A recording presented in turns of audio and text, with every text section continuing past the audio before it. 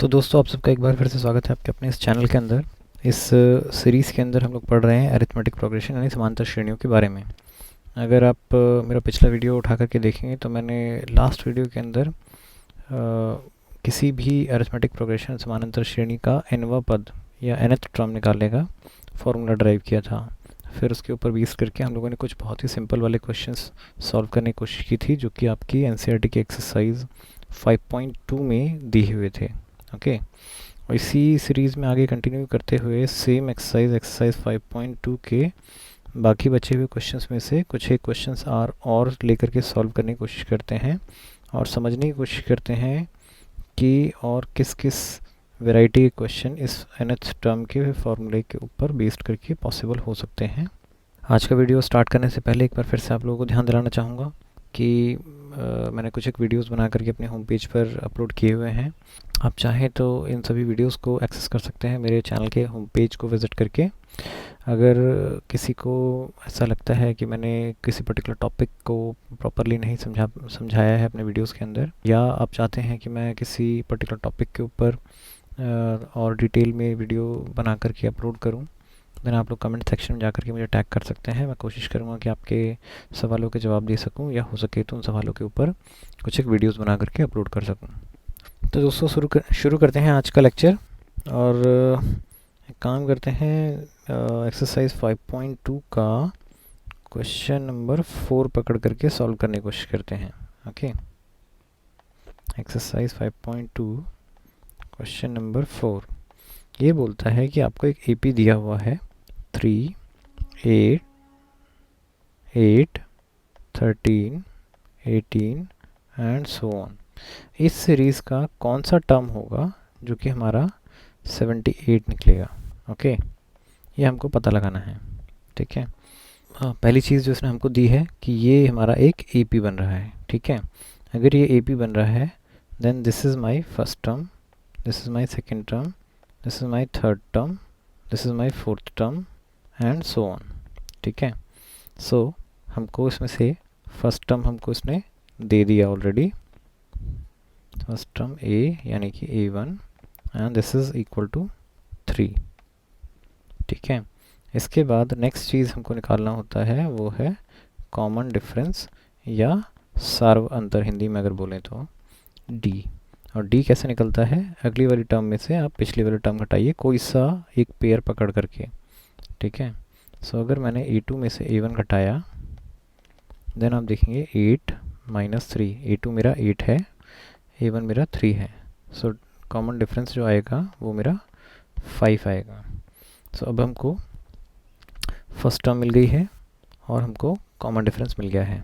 अब हमको ये पता करना है कि ये कौन सी नंबर पर ये टर्म आएगी।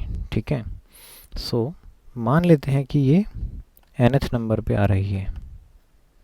ठीक है, अब n का वैल्यू हमको नहीं पता है, n का वैल्यू 10 हो सकता है, 15 हो सकता है, 100 हो सकता है, कुछ भी हो सकता है, हमको नहीं पता है, यही चीज़ हमको निकालनी है। सो हम मान लेते हैं, माना 78 इज़ द nth टर्म, जो AP हमको दिया हुआ है उसका nवां पद 78 है। ओके, सो अगर मैं पिछले लेक्चर का फंडा थोड़ा सा ध्यान करने की कोशिश करूं तो an का जो फॉर्मूला होता था वो होता था an is equal to a plus n minus 1 d। Okay, और यही an हमने मान लिया है कि ये हमारा 78 है, so this formula should be equal to 78। अब इस फार्मूले में अगर आप देखें तो मेरे पास ये मुझे यहाँ पे दिया हुआ है, ये मुझे यहाँ पे निकाल लिया है मैंने, तो सिर्फ एक n ऐसा वेरिएबल है जो मुझे नहीं पता है। सो एक काम करते हैं, a और d का वैल्यू इस फॉर्मूले के अंदर डाल देते हैं और देखते हैं कि क्या आंसर आता है।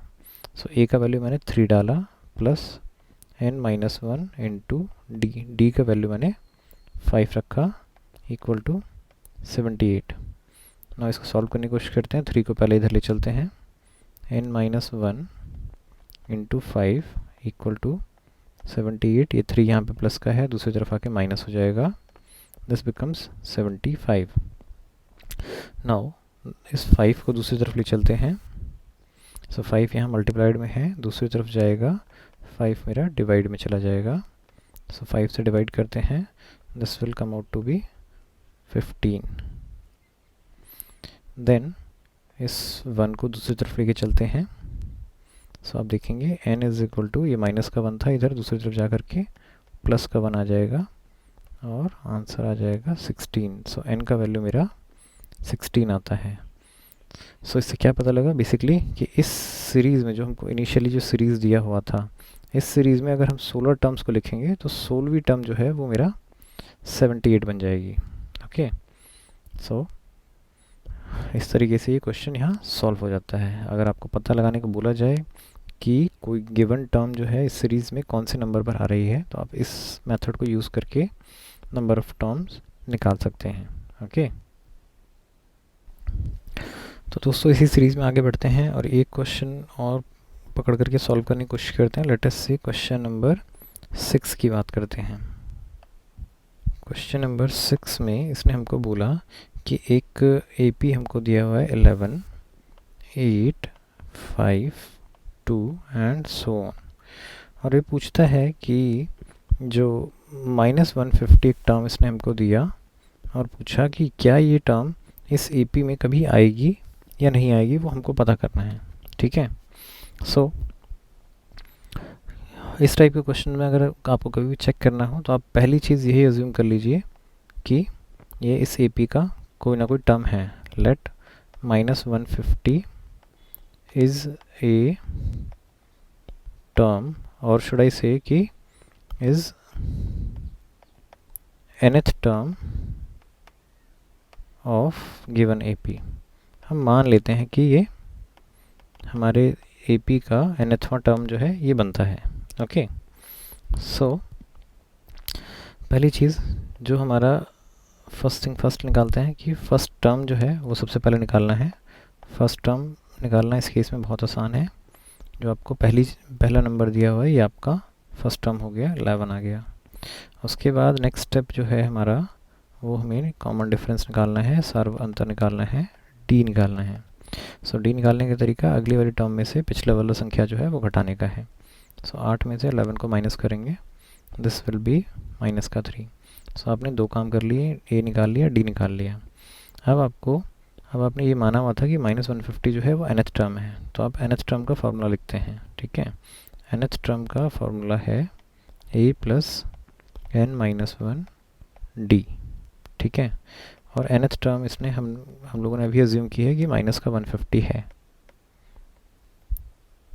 ठीक है, अब इस फॉर्मूले में हमें a पता है यहाँ पर, d पता है यहाँ पर, सो सिर्फ n जो है वो हमें नहीं पता है। सो हम अगर a और d का वैल्यू डाल करके सॉल्व करने की कोशिश करेंगे तो n का कुछ ना कुछ वैल्यू निकल जाएगा। सो एक काम करते हैं, यही करते हैं, a का वैल्यू यहाँ पुट अप करते हैं 11 + n-1 d जो है वो हमारा -3 है, इक्वल टू -150।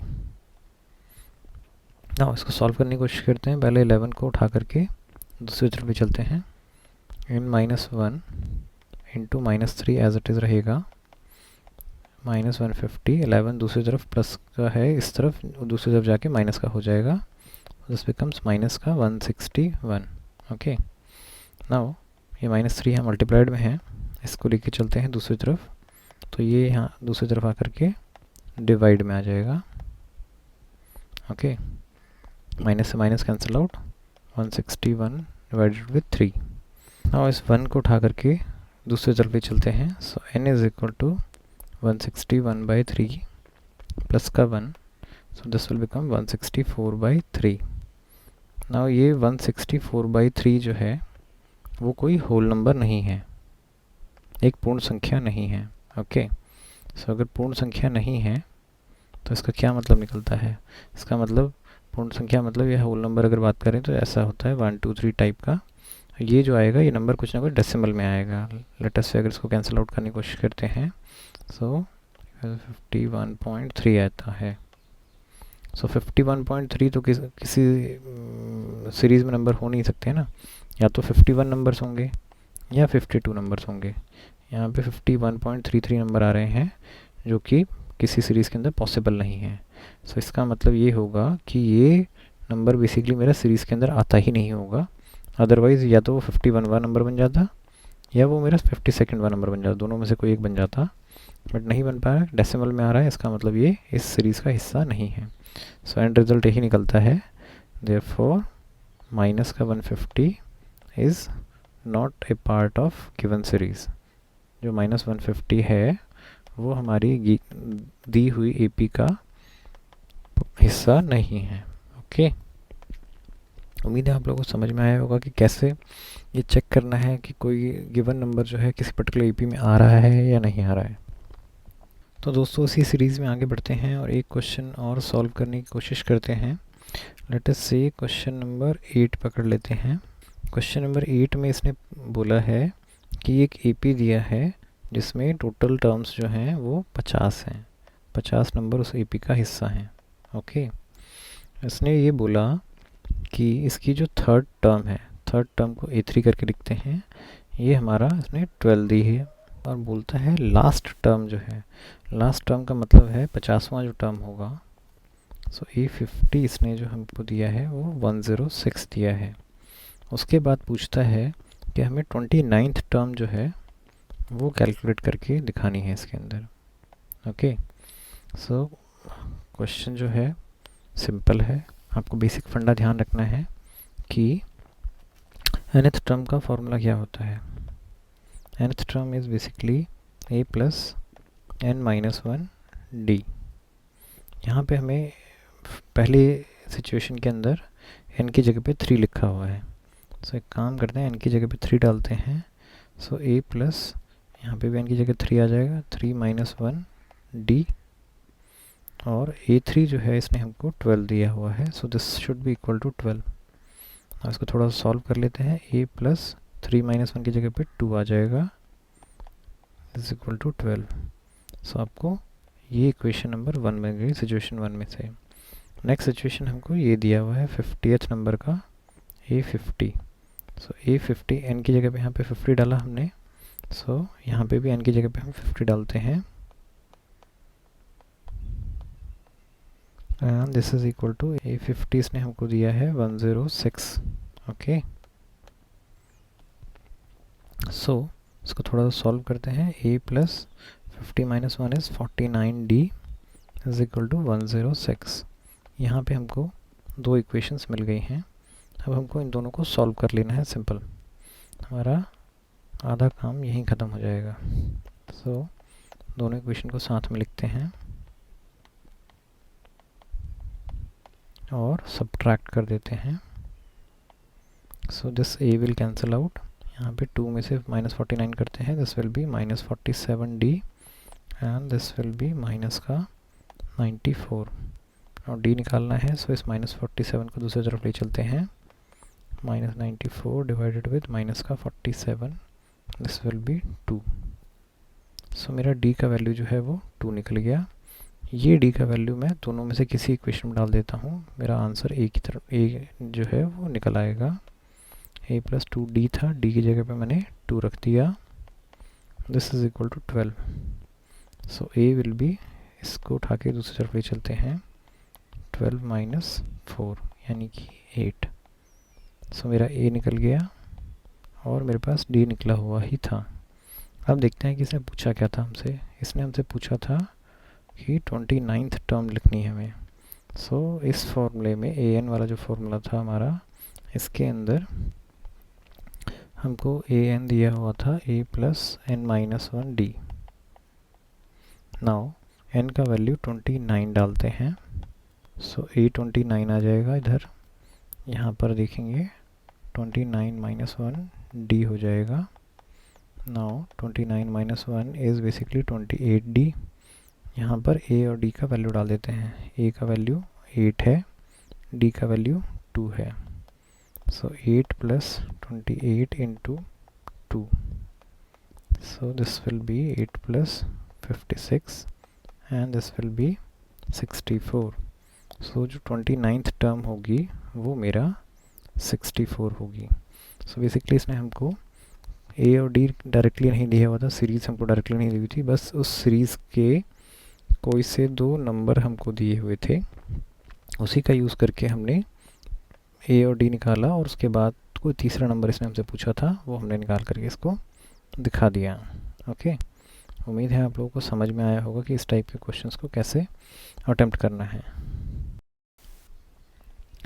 तो दोस्तों इसी सीरीज़ में आगे बढ़ते हैं और एक क्वेश्चन और सॉल्व करने की कोशिश करते हैं। लेट अस से क्वेश्चन नंबर 10 पकड़ते हैं।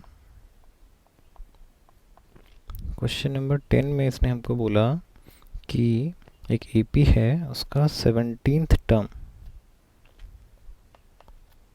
जो है वो इट एक्सीड्स, मतलब वो ज़्यादा है 10th टर्म से। 10th टर्म से ज़्यादा है, कितना ज़्यादा है? उसने बोला 7 ज़्यादा है। ओके, अब बोलता है कि फाइंड कॉमन डिफरेंस, हमें डी का वैल्यू निकालना है। अब इसने हमको एपी के बारे में कुछ भी नहीं दिया है, ना ए दिया है, ना डी दिया है, ना कोई nth टर्म दी हुई है, कुछ नहीं दिया हुआ है। सिंपली इसने हमको ये सिचुएशन दे दी है कि जो मेरा 17th टर्म है वो 10th टर्म से 7 ज़्यादा है। अब आप फाइंड आउट करो कि डी कितना होगा। ओके, तो क्वेश्चन में कुछ नहीं दिया हुआ है, ये सोच के घबराना नहीं है, ठीक है। जो फंडा पता है सिर्फ उसको अप्लाई करते चले जाना है। हमको सिर्फ इतना पता है कि जो nth टर्म होती है उसका फॉर्मूला होता है a plus N minus 1 D, ठीक है। अगर मैं 17th टर्म निकालना चाहता हूँ सो मैं n की जगह पे 17 रख दूँगा। a17 is basically a plus 17 minus 1 D, यानी कि a प्लस 16d। ओके, ऐसे ही दूसरा हमको दिया हुआ है a10, सो n की जगह पर हम 10 रखते हैं। a10 is basically a plus 10 minus 1 d, so this will be a plus 9d।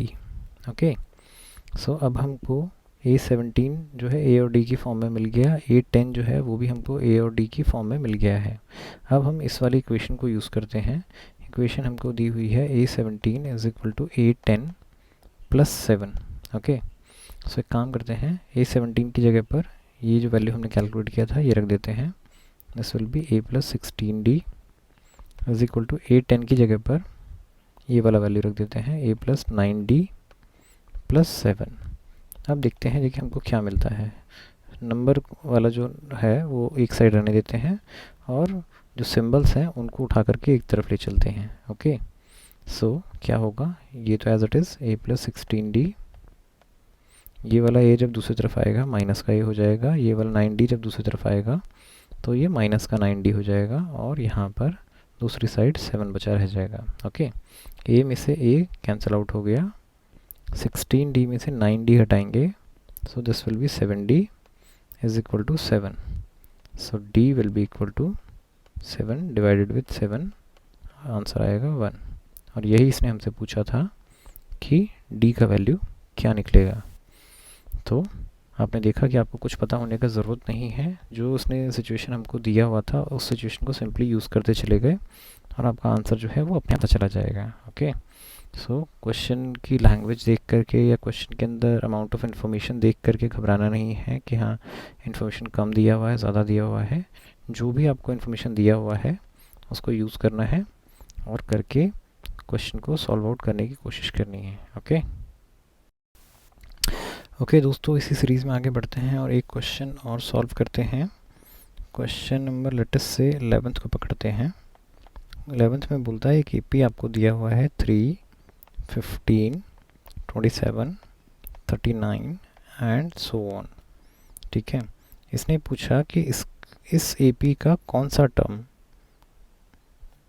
वो एक इसके 54वें टर्म से 132 ज़्यादा होगा। लेटेस्ट से nth टर्म जो है वो इसके 54वें टर्म से 132 ज़्यादा निकलता है, ठीक है।